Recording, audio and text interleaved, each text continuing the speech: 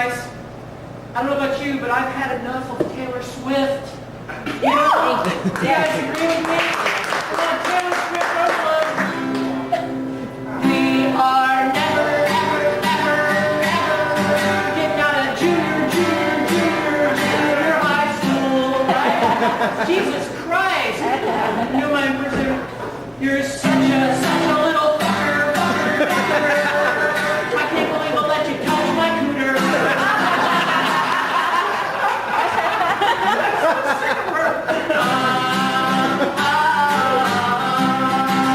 I'm so self-indulged. Jesus Christ, shut the fuck up. Get off the stage, Taylor, fucking slut. I got my big break. I gotta tell you guys, I'm psyched. I'm on top of the world. I got my big break. I got the contract to write some new lyrics to that really, really corny song that we've all been singing since we were little kids, the Folgers coffee song. Sing it with me, you know the best part of waking up. The best part of waking up is Folgers in your cup. Would you guys like to hear the new lyrics I wrote? It's a new commercial. The commercial I wrote is in the hospital room, and you know how cheesy the commercials are? The sunlight shining through the window, and it's in the morning, about 7 o'clock. It's in the hospital room in intensive care, and the nurse is coming through the door with the coffee. The patient's just waking up. In a coma for 5 long years. And now you're facing your greatest fears. Because when you open your eyes, you don't know who the fuck you are.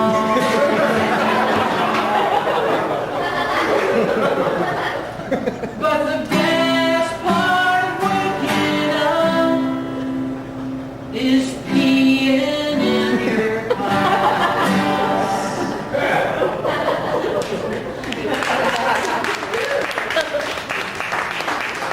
They always do this stupid modulation. They ought to end it right there, but they always modulate to the next key. You've got an IV in your arm, and your bed sheet smells like a fucking barn. You can't remember your name, but the male nurse thinks you're gay. But the best, help me out, you know the words now. Peeing in your cover. The best part of waking up is peeing in your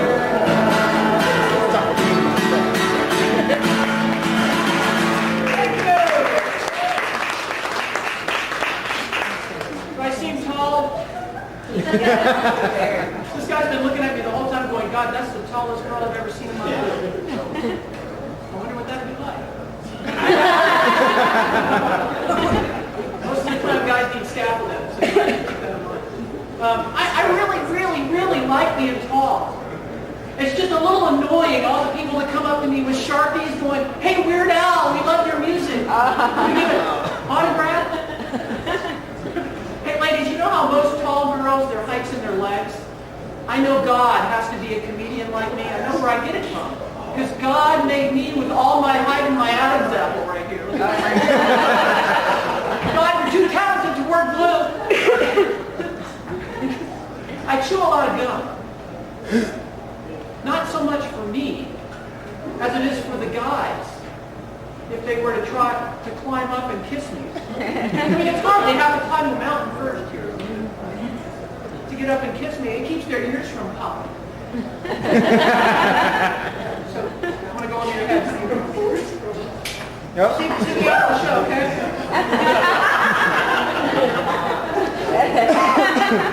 See me after the show. Do that right here? Yeah.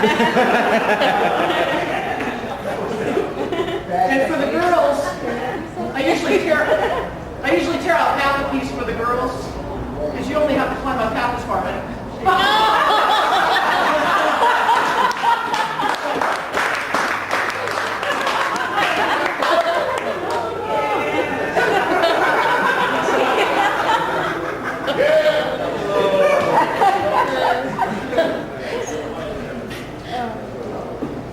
Dating is pretty stressful, ladies, isn't it? If you're dating, I mean, men are still kind of a mystery date got mad at me because I wouldn't go all the way with him.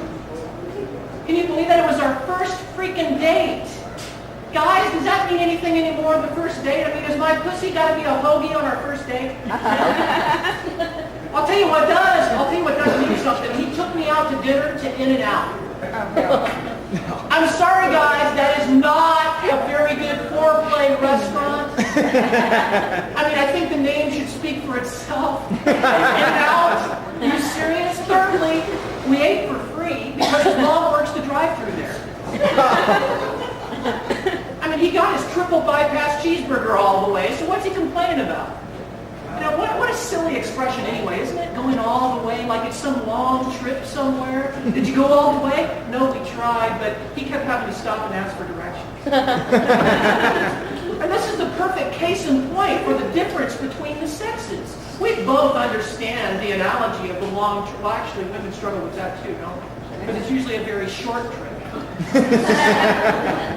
But the problem is we don't both see the payoff at the destination. The man sees the destination as a grand destination, the Grand Canyon, if you will.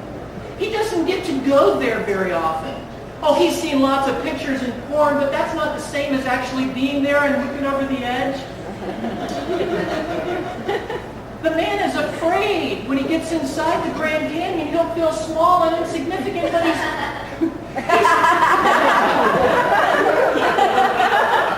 when you look at the Grand Canyon, you do. You feel small and insignificant.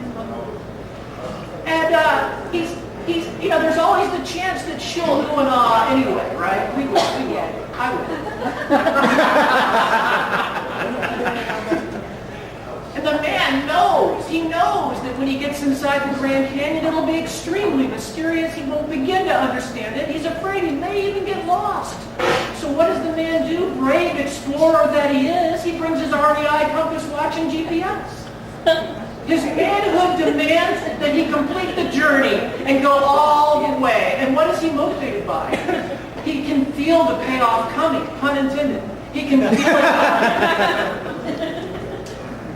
We women, on the other hand, we're completely different, right? We've taken guys all the way to the Grand Canyon before.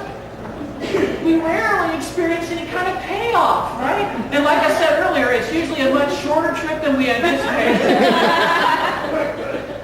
And sometimes he does get lost, doesn't he?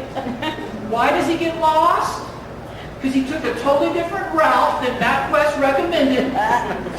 He was going way the fuck over the speed limit, reckless driving. Where's a cop when you need one? So we women have learned a more practical, economical use of our time is to slow down, stay under the speed limit, and make the long trip alone. Thank you.